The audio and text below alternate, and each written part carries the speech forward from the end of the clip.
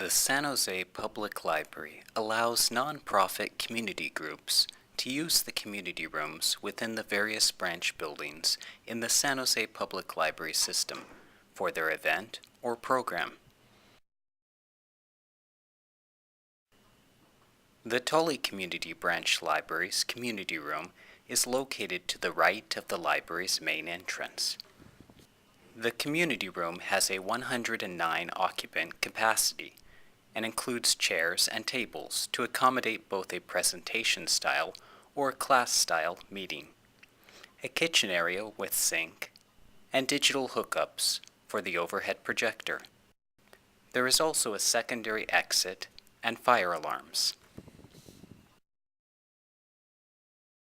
If your organization has booked the community room during hours that the library is closed, you will need to check out a key ahead of time. Then, using the key, unlock the main community room entrance by inserting the key, turning all the way to the right, and then pulling the door open. From inside the room, if the library is closed, you will hear a beeping from the security alarm. On the keypad located next to the entrance, you will need to enter the code provided to you in the packet you received when you checked out the community room key in order to disarm the room. Once the room is disarmed, the keypad will say "Ready to Arm," and a light will appear next to "Ready." To open the doors from inside the community room, press in on the crash bar. Also, using the key while pressing in on the crash bar, it can be locked in the open position, but always remember to unlock the crash bar when done. Note that the door may not close completely unless the crash bar is pressed in while closing it. In case of an emergency, please note that to the right of the entrance is a fire alarm, and to the left of the entrance is an evacuation map. Also across from the entrance is a secondary exit with a second fire alarm next to it. The fire extinguisher is located in the opposite corner of the room, next to the emergency exit. Please note that the community room's emergency exit leads into the library and should only be used in an actual emergency while the library is closed. There are 4 separate light switch locations, one near the entrance, one near the sink, one near the secondary exit, and one near the emergency exit that leads to the library. The light switches located near the entrance and near the sink have a series of buttons that control specific light settings, such as only turning on or off certain lights.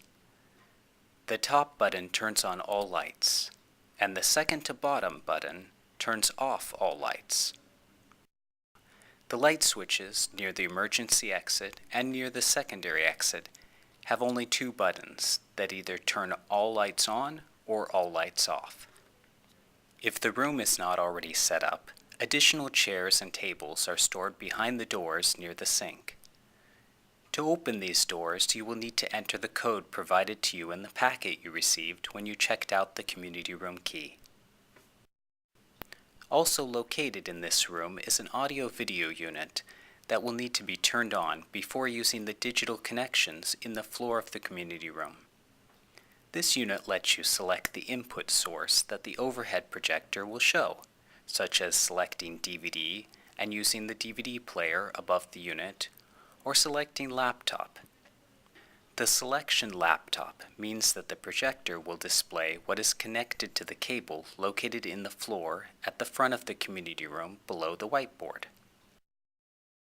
Located above the floor connections is a whiteboard with a switch to its right to raise or lower the screen for the overhead projector. Down lowers the screen. Center stops it.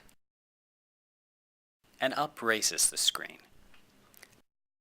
Please remember to move the switch back to the center position when done. In addition to the community room, the key that you checked out also unlocks the sliding doors on the front of the library. This gives you access to the lobby and restrooms. To unlock this door, insert the key and turn left until the doors unlatch, You will then be able to pull the doors open. From inside the lobby, to the left of the sliding doors, is a control that regulates the doors. Off keeps the doors closed.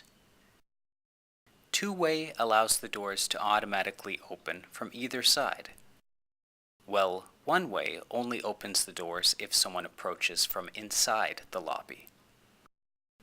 Hold open holds the doors open. Once your event has concluded, make certain that the community room is completely clear, that any equipment you brought has been removed, and that no messes have been left behind. Remember to turn off the audio-video unit and close the panel in the floor if either were used. Also, before securing the community room, if you unlocked the lobby during hours when the library is closed, you must first check both restrooms and secure the lobby. To secure the lobby, first turn the automatic sliding doors to the off position. Then pull the doors apart and step through. From outside, slide the doors together and insert the key, turning right until the doors latch together. Be sure to check the doors to make sure they have been securely locked.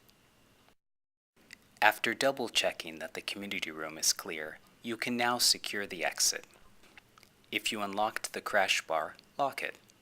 Be sure to turn off the lights and, if the library is closed when your event is over, you will need to arm the building before leaving by entering the code provided to you in the packet you received when you checked out the community room key. Once the alarm is set, it will beep and tell you to exit. From outside, insert the key and turn right as you securely shut the door until it seals in place. Then quickly test to make sure the door is securely shut before returning the key through the book drop as instructed in your packet.